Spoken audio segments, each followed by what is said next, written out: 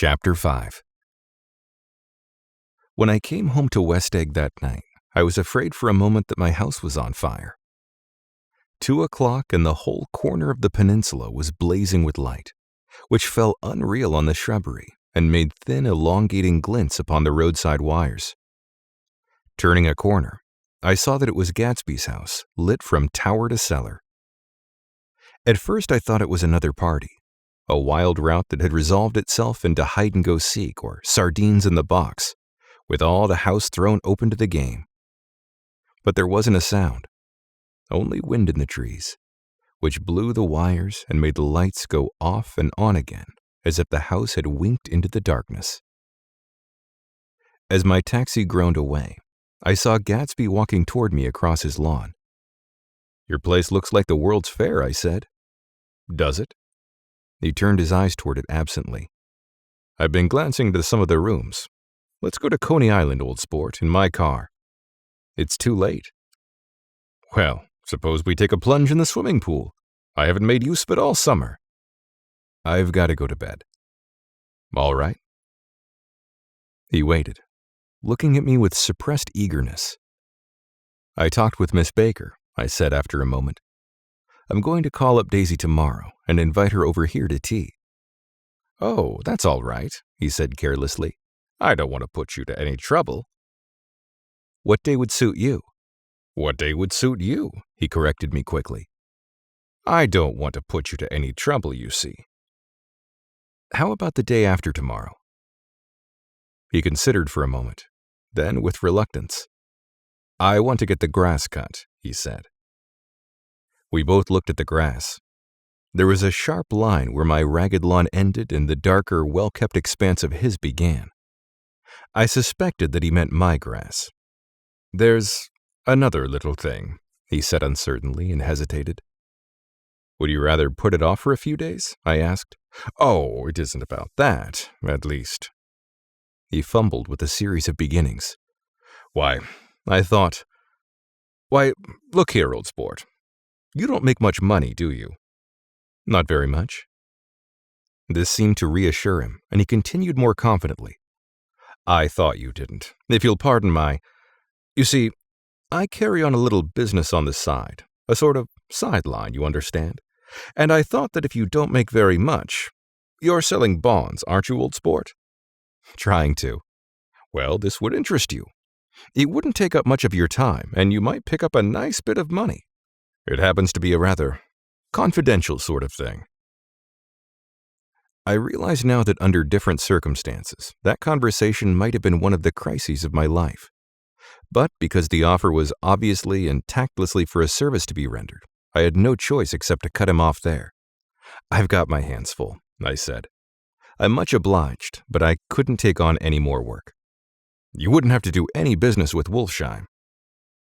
Evidently he thought that I was shying away from the connection mentioned at lunch, but I assured him he was wrong. He waited a moment longer, hoping I'd begin a conversation, but I was too absorbed to be responsive, so he went unwillingly home. The evening had made me light-headed and happy. I think I walked into a deep sleep as I entered my front door.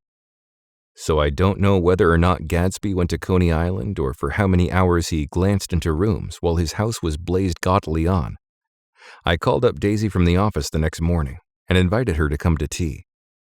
"Don't bring Tom," I warned her. "What?" "Don't bring Tom." "Who is Tom?" she asked innocently. The day agreed upon was pouring rain. At 11 o'clock, a man in a raincoat, dragging a lawnmower, tapped at my front door and said that Mr. Gatsby had sent him over to cut my grass. This reminded me that I had forgotten to tell my Finn to come back, so I drove to West Egg Village to search for her among soggy, whitewashed alleys and to buy some cups and lemons and flowers.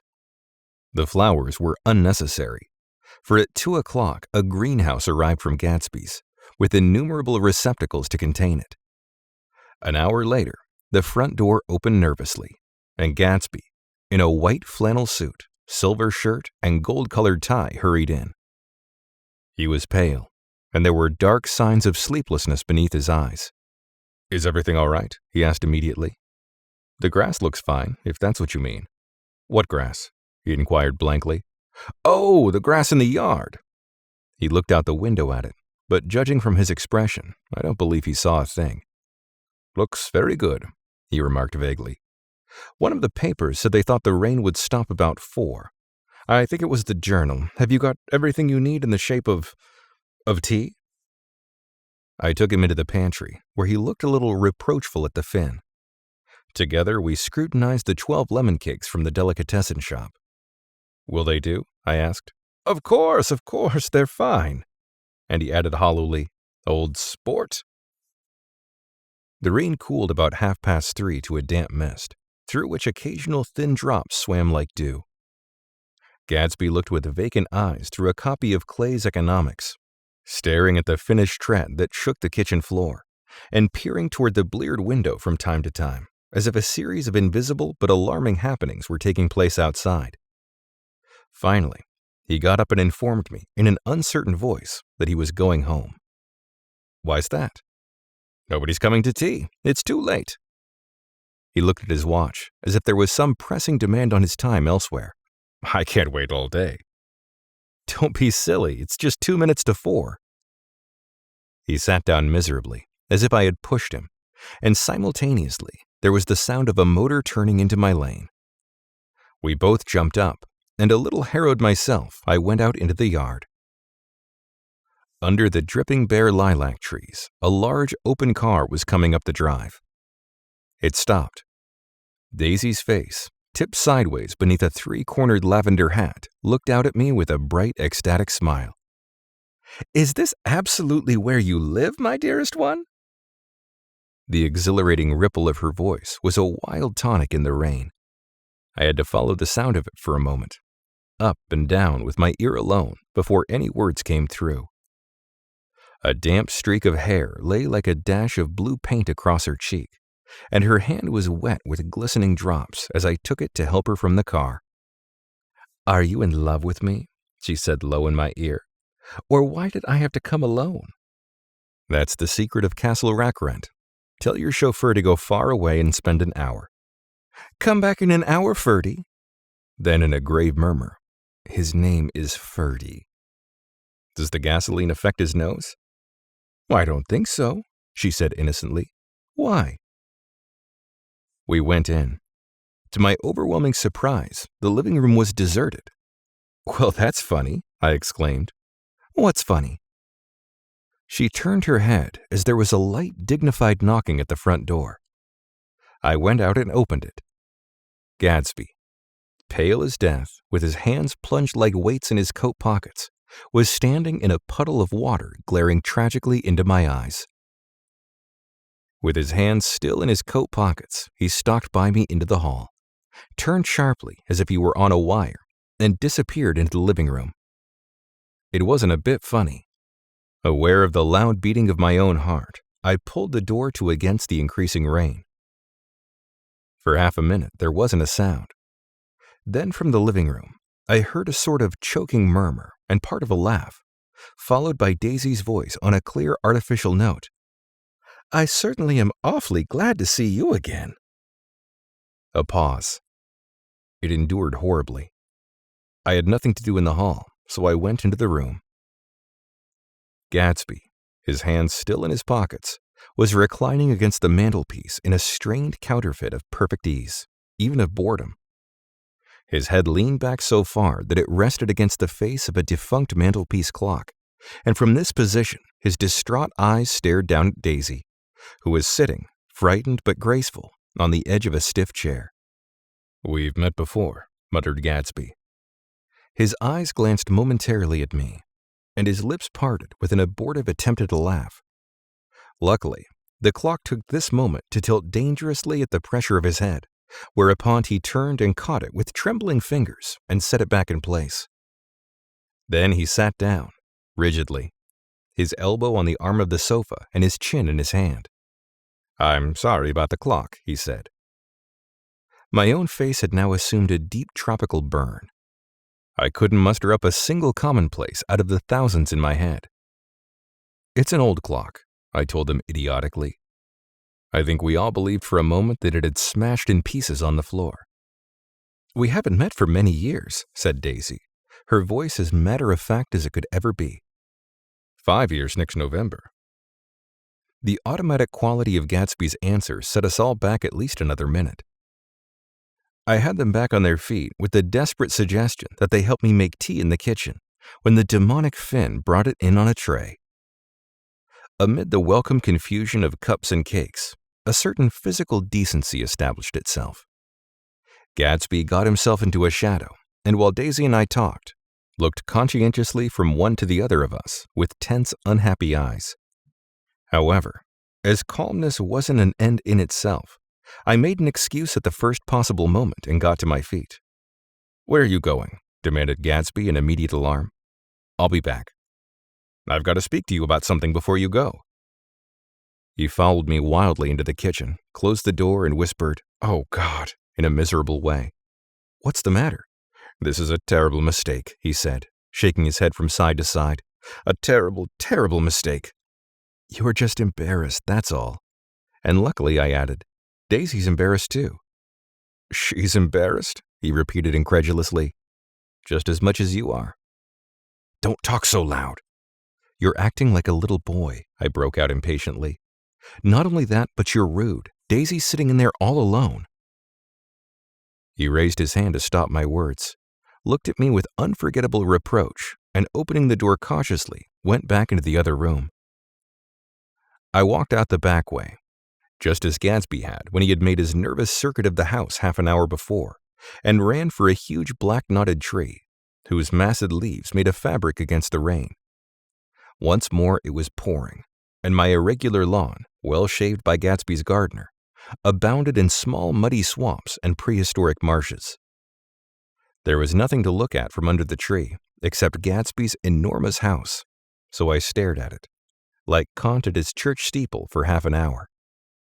A brewer had built it early in the period craze a decade before, and there was a story that he'd agreed to pay 5 years' taxes on all the neighboring cottages if the owners would have their roofs thatched with straw. Perhaps their refusal took the heart out of his plan to found a family. He went into an immediate decline. His children sold his house with the black wreath still in the door. Americans, while occasionally willing to be serfs, have always been obstinate about being peasantry. After half an hour, the sun shone again, and the grocer's automobile rounded Gatsby's driveway with the raw material for his servant's dinner. I was sure he wouldn't eat a spoonful.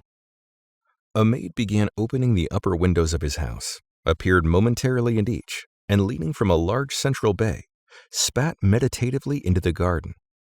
It was time I went back. While the rain continued, it had seemed like the murmur of their voices, rising and swelling a little now and then with gusts of emotion. But in the new silence, I felt that silence had fallen within the house too. I went in, after making every possible noise in the kitchen short of pushing over the stove, but I don't believe they heard a sound. They were sitting at either end of the couch, looking at each other as if some question had been asked or was in the air, and every vestige of embarrassment was gone. Daisy's face was smeared with tears, and when I came in she jumped up and began wiping at it with her handkerchief before a mirror. But there was a change in Gatsby that was simply confounding. He literally glowed. Without a word or a gesture of exultation, a new well-being radiated from him and filled the little room. "Oh, hello, old sport," he said, as if he hadn't seen me for years. I thought for a moment he was going to shake hands. "It stopped raining." "Has it?" When he realized what I was talking about, that there were twinkle bells of sunshine in the room, he smiled like a weatherman, like an ecstatic patron of recurrent light, and repeated the news to Daisy. "What do you think of that? It stopped raining." "I'm glad, Jay." Her throat, full of aching, grieving beauty, told only of her unexpected joy. "I want you and Daisy to come over to my house," he said. "I'd like to show her around." "You're sure you want me to come?" "Absolutely, old sport." Daisy went upstairs to wash her face. Too late, I thought, with humiliation of my towels, while Gatsby and I waited on the lawn. "My house looks well, doesn't it?" he demanded. "See how the whole front of it catches the light." I agreed that it was splendid. Yes. His eyes went over it. every arched door and square tower. It took me just 3 years to earn the money that bought it. I thought you inherited your money. I did, old sport, he said automatically. But I lost most of it in the big panic, the panic of the war. I think he already knew what he was saying, for when I asked him what business he was in, he answered, "That's my affair," before he realized that it wasn't an appropriate reply. "Oh, I've been in several things," he corrected himself. "I was in the drug business, and then I was in the oil business, but I'm not in either one now." He looked at me with more attention. "Do you mean you've been thinking over what I proposed the other night?" Before I could answer, Daisy came out of the house and 2 rows of brass buttons on her dress gleamed in the sunlight. "That huge place there?" she cried, pointing. "Do you like it?" "I love it, but I don't see how you live there all alone." "I keep it always full of interesting people night and day. People who do interesting things. Celebrated people." Instead of taking the shortcut along the Sound, we went down to the road and entered by the big postern. With enchanting murmurs, Daisy admired this aspect or that of the feudal silhouette against the sky, admired the gardens, the sparkling odor of jonquils, and the frothy odor of hawthorn and plum blossoms, and the pale odor of kiss me at the gate. It was strange to reach the marble steps and find no stir of bright dresses in and out the door, and hear no sound but bird voices in the trees. And inside, as we wandered through Marie Antoinette music rooms and restoration salons, I felt that there were guests concealed behind every couch and table, under orders to be breathlessly silent until we had passed through. As Gatsby closed the door of the Merton College Library, I could have sworn I heard the owl-eyed man break into ghostly laughter. We went upstairs, through period bedrooms swathed in rose and lavender silk and vivid with new flowers, through dressing rooms and pool rooms and bathrooms with sunken baths, intruding into one chamber where a disheveled man in pajamas was doing liver exercises on the floor. It was Mr. Klipspringer, the boarder. I had seen him wandering hungrily about the beach that morning. Finally, we came to Gatsby's own apartment, a bedroom and a bath and an Adams study, where we sat down and drank a glass of some chartreuse he took from a cupboard in the wall. He hadn't once ceased looking at Daisy, and I think he revalued everything in his house according to the measure of response it drew from her well-loved eyes. Sometimes, too, he stared around at his possessions in a dazed way, as though in her actual and astounding presence, none of it was any longer real. Once he nearly toppled down a flight of stairs. His bedroom was the simplest room of all, except where the dresser was garnished with a toilet set of pure dull gold. Daisy took the brush with delight and smoothed her hair, whereupon Gatsby sat down and shaded his eyes and began to laugh. "It's the funniest thing, old sport," he said hilariously. When I try to." He had visibly passed through 2 states and was entering upon a third. After his embarrassment and his unreasoning joy, he was consumed with wonder at her presence. He had been full of the idea for so long, deemed it right through to the end, waited with his teeth set, so to speak, at an inconceivable pitch of intensity. Now, in the reaction, he was running down like an overwound clock. Recovering himself in a minute, he opened for us 2 hulking patent cabinets which held his masked suits and dressing gowns and ties, and his shirts, piled like bricks in stacks a dozen high. "I've got a man in England who buys me clothes. He sends over a selection of things at the beginning of each season, spring and fall." He took out a pile of shirts and began throwing them, one by one, before us. Shirts of sheer linen and thick silk and fine flannel, which lost their folds as they fell and covered the table in many-colored disarray. While we admired, he brought more, and the soft, rich heap mounted higher. Shirts with stripes and scrolls and plaids in coral and apple green and lavender and faint orange, with monograms of Indian blue. Suddenly, with a strained sound, Daisy bent her head into the shirts and began to cry stormily. "They're such beautiful shirts," she sobbed, her voice muffled in the thick folds. "It makes me sad because I've never seen such Such beautiful shirts before."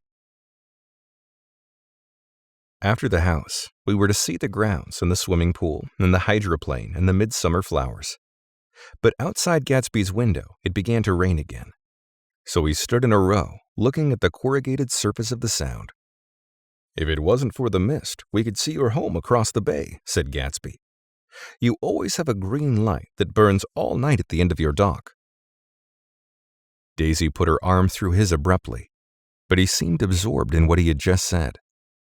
Possibly it had occurred to him that the colossal significance of that light had now vanished forever. Compared to the great distance that had separated him from Daisy, it had seemed very near to her, almost touching her.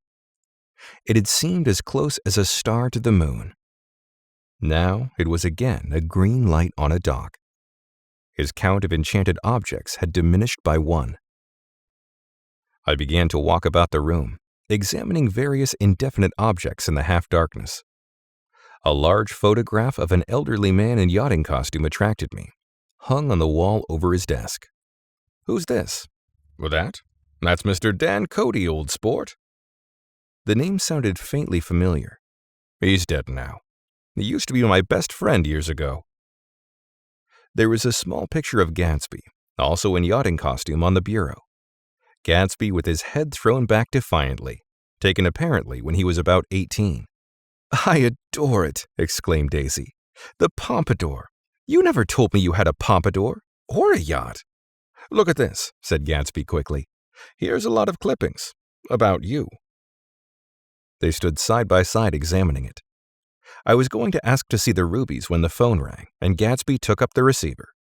"Yes?" "Well, I can't talk now." "I can't talk now, old sport." "I said a small town." "He must know what a small town is." "Well, he's no use to us if Detroit is his idea of a small town."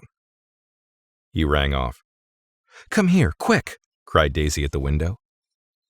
The rain was still falling, but the darkness had parted in the west, and there was a pink and golden billow of foamy clouds above the sea. "Look at that," she whispered. And then, after a moment, "I'd like to just get one of those pink clouds and put you in it and push you around." I tried to go then, but they wouldn't hear of it. Perhaps my presence made them feel more satisfactorily alone. "I know what we'll do," said Gatsby. "We'll have Klipspringer play the piano."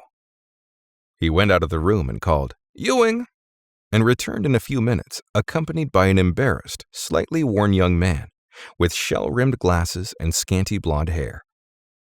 He was now decently clothed in a sport shirt, open at the neck, sneakers, and duck trousers of a nebulous hue. "Did we interrupt your exercises?" inquired Daisy politely.